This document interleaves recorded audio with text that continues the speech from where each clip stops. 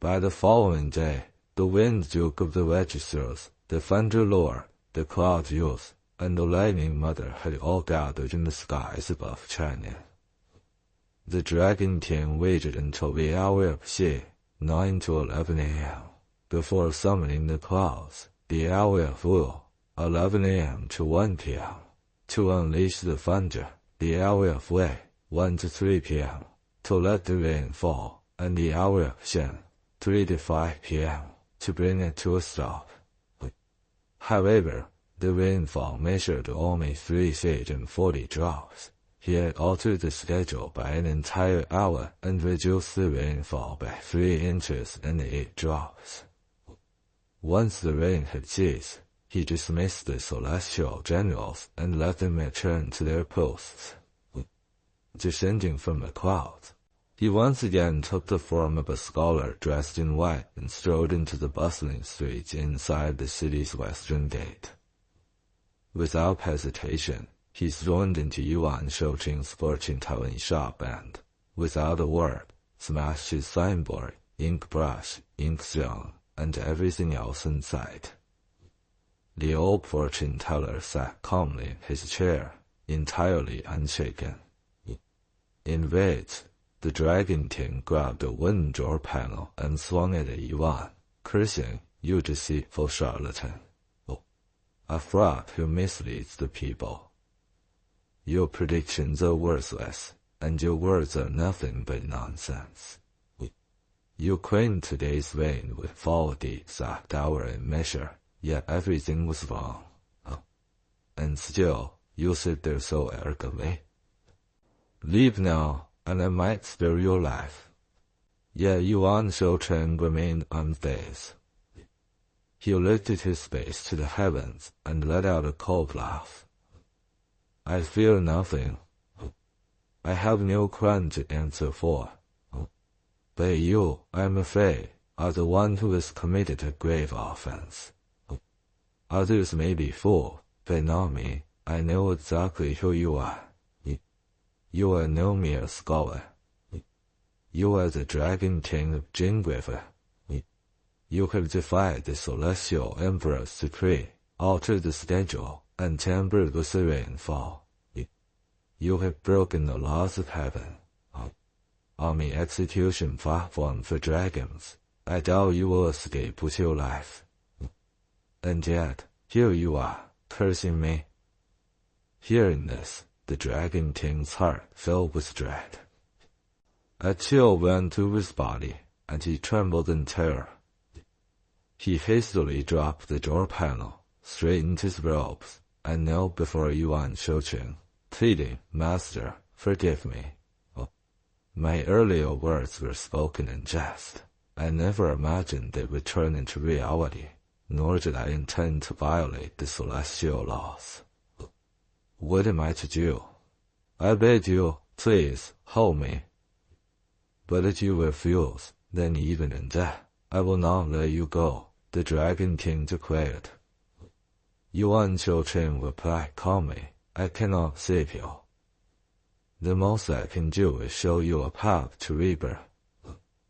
The Dragon King pleaded, "Please, tell me what I must do."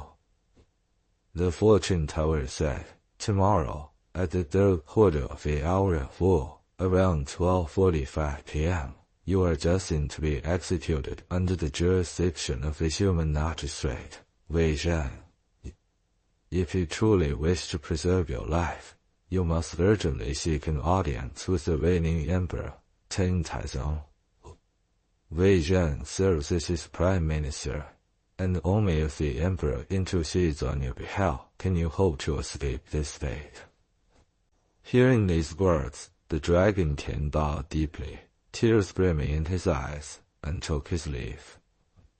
As the sun dipped below the western horizon and the moon began its ascent, the world grew hushed beneath the evening sky. Smoke curled above the violet-shadowed mountains as weary crows sought their perches. Distant travelers made their way to roadside inns, while fresh flocks of geese settled on the sandbars by the river crossing. The Milky Way shimmered in the heavens. In the countryside, lanterns flickered dimly in lonely villages, their glow swaying in the wind.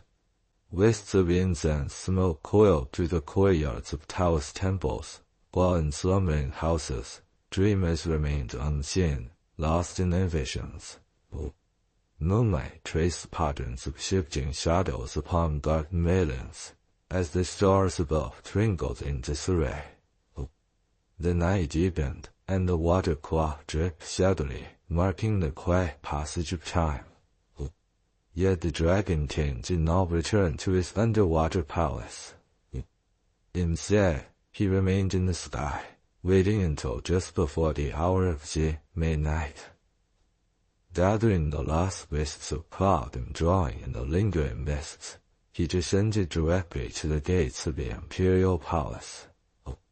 At that very moment, Emperor Taizong was dreaming that he had wandered beyond the palace walls, strolling beneath the moonless shade of the courtyard blossoms.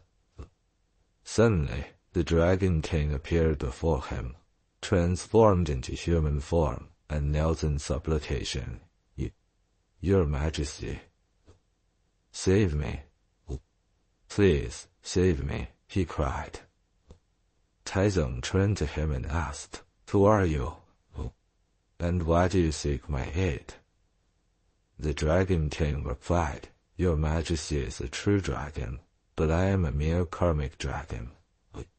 I have violated the celestial laws and am sentenced to execution by your minister, the human magistrate Wei Shan.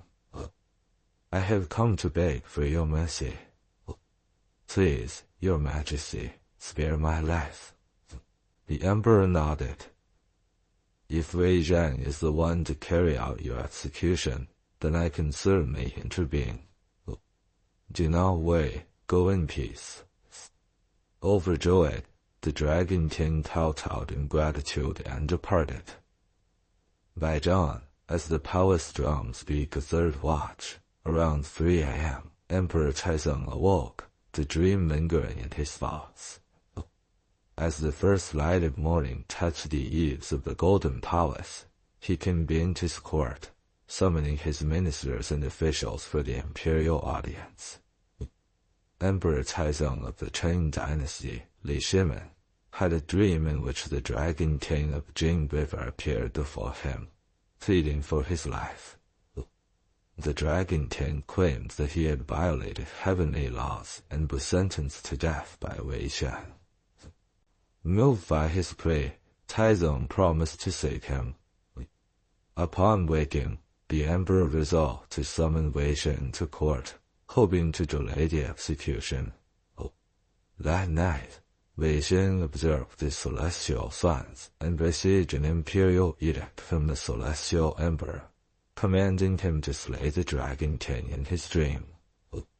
The next day, he arrived at court as summoned. Taizong, aware of the prophecy, invited Wei Shan to play a game of chess, intending to keep him occupied and prevent him from carrying out the divine mandate. As the match grew intense, Wei Shan unexpectedly dozed off at the table. Taizong, seeing his exhaustion, chose not to wake him. Shortly after, Wei Shan awoke in alarm and hastily apologized for his lapse. The emperor, amused, reassured him. Just then, urgent cries arose from outside the palace. General Qin Xiubao and Xiu Maogong entered, presenting a bloody dragon's head, claiming it had fallen from the sky. Stunned, Taizong turned to Wei Shan, who calmly explained, Your Majesty, I have slain the Dragon King in my dream. Emperor Taizong was troubled after the execution of the Jing River Dragon King, whom he had unknowingly condemned despite promising salvation in a dream. That night, his unease grew into terror when the vengeful spirit of the Dragon King appeared before him, demanding justice. As Taizong struggled in fear, Guanyin Dodasefei intervened, driving the spirit away. However, the emperor remained haunted, fallen greatly ill and suffering from terrifying visions. As the emperor's condition worsened, his ministers, particularly generals Qin Shubao and Yu Qigong, stood guard outside his palace to ward off the spirits. Their presence brought temporary relief, but Taizong did not wish to burden them. Instead, he ordered their likenesses to be painted and affixed to the palace gates, which successfully kept the spirits at bay until disturbances began at the rear palace gate. Minister Wei Zhen was then tasked with guarding the rear gate, and his formidable presence put an end to the hauntings. Despite these measures, Taizong's health continued to decline. The Empress Dowager began making funeral arrangements, and Taizong, sensing his end, entrusted his ministers with the future of the empire. However, Wei Zhen offered a last hope. He gave Taizong a letter addressed to Cui Jiu, a judge in the underworld who had been his sworn brother in life. If the letter reached Cui Jiu, he could intervene and allow Taizong's soul to return. Holding on to this hope, Taizong took the letter, but soon after, he succumbed to his illness. The palace plunged into mourning, and his body was placed in the White Tiger Hall, awaiting burial.